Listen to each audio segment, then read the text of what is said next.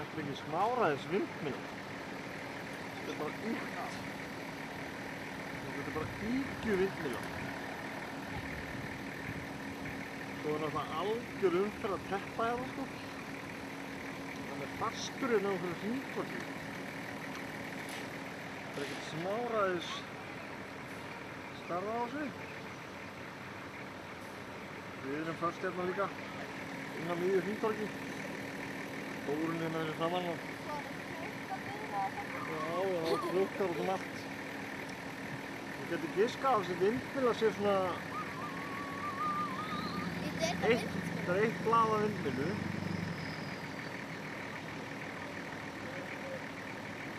Þetta er, ég veit ekki hvað er langt. Það er örugglega 60, eða ég veit ekki, 50 metrar.